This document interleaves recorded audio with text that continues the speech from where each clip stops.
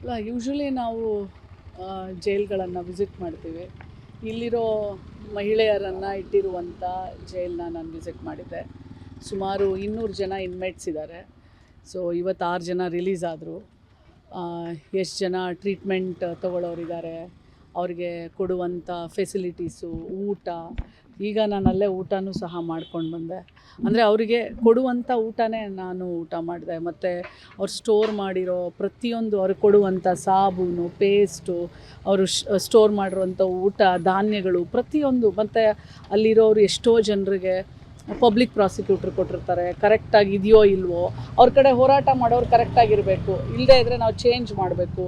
ಎಷ್ಟೋ ಜನಕ್ಕೆ ಸೆಕ್ಯೂರಿಟಿ ಅಂದರೆ ಶ್ಯೂರಿಟಿ ಕೊಡೋ ಫಂಡ್ ಇಲ್ಲದೆ ಬೇಲ್ ಆಗಿದೆ ಅಥವಾ ಅಕ್ವಿಟ್ ಆಗಿದ್ದಾರೆ, ಆದರೆ ದುಡ್ಡು ಕಟ್ಟಲಾರ್ದೇ ಎಷ್ಟೋ ಜನ ಒಳಗಡೆ ಇದ್ದಾರೆ. ಆಮೇಲೆ ಈ ಮತ್ತು ಪುಟ್ಟ ಮಕ್ಕಳು ಒಂದು 8 ಜನ ಇದ್ದಾರೆ ಮೇಡಮ್, 10 ಜನ ಚಿಕ್ಕ ಮಕ್ಕಳಿದ್ದಾರೆ. ಬಟ್ ತುಂಬ ಖುಷಿ ಏನಂತಂದರೆ, ನಾನು ನಮ್ಮದು ಅಂಗನವಾಡಿ ಇರುತ್ತಲ್ಲ, ಅಲ್ಲೂ ನಮಗೆ ಟೀಚರ್ಸು ಸರಿಯಾಗಿ ಕೆಲವೊಂದು ಅಂಗನವಾಡಿಗಳಲ್ಲಿ ಟೀಚರ್ ಅಪಾಯಿಂಟ್ಮೆಂಟ್ ಇರಲ್ಲ. ಬಟ್ ನಾನು ಇಲ್ಲಿ ನೋಡಿದಾಗ ಇಲ್ಲಿ 3-4 ಜನ ಟೀಚರ್ಸ್ ಇದ್ದಾರೆ. ಆ ಮಕ್ಕಳಿಗೆ ಹೇಳ್ಕೊಡ್ತಾ ಇದ್ದಿದ್ರಿ. ಆ ಮಕ್ಕಳು ನನ್ನ ಜೊತೆ ಇಂಗ್ಲೀಷು, ಕನ್ನಡ, ಅದು ಸೌತ್ ಆಫ್ರಿಕನ್ನು, ನೈಜೀರಿಯನ್ಸು ಎಲ್ಲ ಇದ್ದಾರೆ. ಆ ಮಕ್ಕಳೆಲ್ಲ ಕನ್ನಡ ಹಾಡು, ಆ ಇಂಗ್ಲೀಷು ರೈಮ್ ಅದೆಲ್ಲ ನೋಡಿದಾಗ ಒಂಥರ ಖುಷಿನೂ ಅನಿಸುತ್ತೆ. ಮಕ್ಕಳಿಗೆ ಇಲ್ಲಿ 6 ಇಯರ್ಸ್ ತನಕ ಮಕ್ಕಳನ್ನ ಇಟ್ಕೊಳ್ತಾರೆ. 10 ಜನ ಮಕ್ಕಳಿದ್ದಾರೆ. ಮತ್ತು ನಮ್ಮ ಕರ್ನಾಟಕದವ್ರೂ ಭಾಳಷ್ಟು ಜನ ಇದ್ದಾರೆ. ನಿಮ್ಗೆ ಗೊತ್ತಿರುತ್ತೆ, ನೀವು ಹೋಗಿದ ತಕ್ಷಣ ಅವರು ಕಣ್ಣಲ್ಲಿ ನೀರು, ಭಾವನಾತ್ಮಕವಾಗಿ ಜೈಲೊಳಗಿದ್ದವರು ಹೇಗೆ ಅಂತ ನಿಮಗೆ ಗೊತ್ತಿರುತ್ತೆ. ಅವರನ್ನು ತಪ್ಪಿಕೊಂಡ್ರೆ ಸಾಕು, ಅಳ್ತಾ ಇರ್ತಾರೆ. ಒಂಥರ ನನಗೆ ಈ ಜೈಲ್ ವಿಸಿಟ್ಟು ಒಂದು ಭಾವನಾತ್ಮಕವಾದಂಥ ಒಂದು ವಿಸಿಟ್ ಆಯಿತು. ಮತ್ತು ಅವರು ಮಾಡುವಂಥ ಹಾರಗಳು, ನಿಟ್ಟಿಂಗು, ಯಾಕಂದರೆ ಅವ್ರಿಗೆ ಟೈಮ್ ಪಾಸ್ ಏನು, ಪ್ರತಿಯೊಬ್ಬರೂ ನಾನು ಎಂಟ್ರಾದಾಗ 12 ಗಂಟೆ, ಈಗ 4 ಗಂಟೆ ಅಂತಂದರೆ ಭಾಳಷ್ಟು ಟೈಮು ನಾನು ಪ್ರತಿಯೊಬ್ಬರ ಜೊತೆನೂ, ಎಲ್ಲರ ಜೊತೆನೂ ಏನೇ ಸಮಸ್ಯೆ ಇದ್ದರೆ ಡೈರೆಕ್ಟಾಗಿ ಎಲ್ಲ ಪೊಲೀಸವ್ರನ್ನ ಹೊರಗಿಟ್ಟು ನಾನು ಅವ್ರ ಜೊತೆ ಖುದ್ದಾಗಿ ಮಾತಾಡಿದ್ದೀನಿ.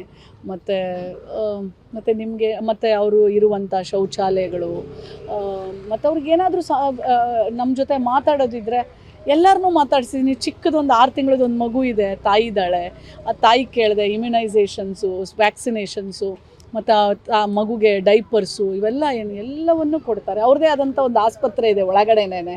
ಅದ್ರ ಮೇಲೆ ಮಲ್ಕೊಂಡಿರೋರು ಎಷ್ಟು ಜನಕ್ಕೆ ಯಾರನ್ನು ನೋಡಬಾರ್ದು ಅಂತ ಮಲ್ಕೊಂಡಿರೋರು ಎಷ್ಟು ಜನನೋ, ಅವರೆಲ್ಲರೂ ಒಂದು ಅಪ್ಪುಗೆಗೆ ಕಾಯ್ತಾ ಇರ್ತಾರೆ. ಯಾರೋ ಒಬ್ಬರು ತಾಯ್ತನದಿಂದ ತನ್ನ ತಾಯಿನೋ ತಂಗಿನೋ ತಪ್ಪು ಮಾಡದೇ ಇರೋರು ಯಾರೂ ಇಲ್ಲ. ತಪ್ಪು ಮಾಡಿರೋದನ್ನು ತಿದ್ಕೊಳ್ಳೋಕ್ಕೆ ಅಂತಲೇ ಜೈಲಿರೋದು.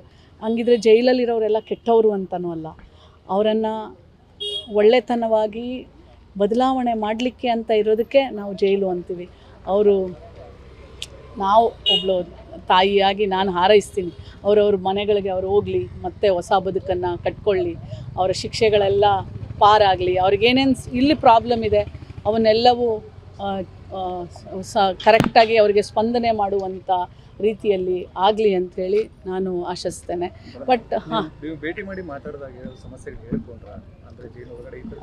ಈ ಆ್ಯಕ್ಚುಲಿ ನೀವು ಹೊರಗಡೆ ಇರ್ತೀರಾ, ನೀವು ಅಲ್ಲಿ ಒಳಗಡೆ ಹೋದಾಗ ನಿಮ್ಗೆ ನಿಜವಾಗ್ಲೂ ಗೊತ್ತಾಗುತ್ತೆ ಎಷ್ಟು ಶ್ರಮ ಇದೆ. ಈವನ್ ಜೈಲ್ ಅಧಿಕಾರಿಗಳದು ಅಷ್ಟೊಂದೆಲ್ಲ ಕಾಪಾಡ್ಲಿಕ್ಕೆ, ಸ್ವಚ್ಛತೆಯಿಂದ ಹಿಡ್ಕೊಂಡು. ಅವ್ರು ಹೇಳಿದ್ದು ನನಗೆ ಒಂದೇ ಸಮಸ್ಯೆ, ಅವ್ರು ಹೇಳಿದ್ದು ಸೊಳ್ಳೆ.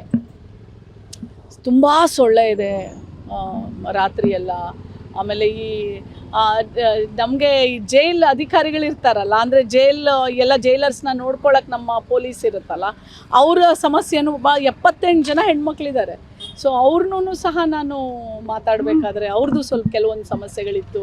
ಅಂದರೆ ರಾತ್ರಿ 10 ಗಂಟೆಗೆ ಶಿಫ್ಟ್ ಮುಗಿಯುತ್ತೆ, ಅಲ್ಲಿಂದ ಇಲ್ಲಿ 2 ಕಿಲೋಮೀಟ್ರಿಗೆ ಬಸ್ ಬಂದು 11 ಗಂಟೆಗೆ ಮೆಟ್ರೋ ಹಿಡ್ಕೊಂಡು 12 ಗಂಟೆಗೆ ಮನೆಗೆ ಹೋಗಿ ಅದ್ರಲ್ಲಿ ಬಸ್ರಿದೀರಿದ್ದಾರೆ. ಅವ್ರದ್ದು ಕೆಲವಾರು ವಿಚಾರಗಳಿದ್ವು, ಅದನ್ನು ಸಹ ನಾನು. ಮತ್ತು ಈ ಶ್ಯೂರಿಟಿ ಏನು ಸಿಗದೆ ಹೋಗಿ ಇಲ್ಲೇ ಉಳ್ಕೊಂಡಿದ್ದಾರೆ. ಎಸ್ಪೆಷಲಿ ಹೊರಗಡೆ ದೇಶದವ್ರಿಗೆ ಸ್ವಲ್ಪ ಶ್ಯೂರಿಟಿ ಜಾಸ್ತಿ ಇದೆ. ಹಂಗನ್ಬಿಟ್ಟು ನಾವು ಇಟ್ಕೊಳಕ್ಕಾಗತ್ತಾ? ಅದಕ್ಕೇನಾದರೂ ನಾವು ಮಾಡಲೇಬೇಕಲ್ಲ. ಸೊ ಹಾಗಾಗಿ ಹೋಮ್ ಮಿನಿಸ್ಟರ್ ಅವ್ರನ್ನ ಭೇಟಿ ಮಾಡಿ ನಮ್ಮ ರೆಕಮೆಂಡೇಷನ್ಸ್ನ ಕೊಟ್ಟು ಅದನ್ನು ಮನವರಿಕೆ ಮಾಡಿ ಇಲ್ಲಿರೋರನ್ನ ಆದಷ್ಟು ಬೇಗ ಎಸ್ಪೆಷಲಿ ಫಾರಿನರ್ಸು ಮತ್ತು ನಮ್ಮ ನಾಡಿನವರು ಸಹ ನಮ್ಮ ದೇಶದಲ್ಲಿರೋರು ಶ್ಯೂರಿಟಿ ಕೊಡದೇ ಇರುವಂಥವ್ರನ್ನೆಲ್ಲ ಯಾವುದಾದ್ರೂ ಬೇರೆ ಒಂದು ವ್ಯವಸ್ಥೆಯನ್ನು ಮಾಡಿ ಅವ್ರನ್ನೆಲ್ಲ ಅವ್ರ ಮನೆಗಳಿಗೆ ಕಳಿಸ್ಕೊಟ್ರೆ ಅದೇ ದೊಡ್ಡ ಕೆಲಸ ಆಗುತ್ತೆ.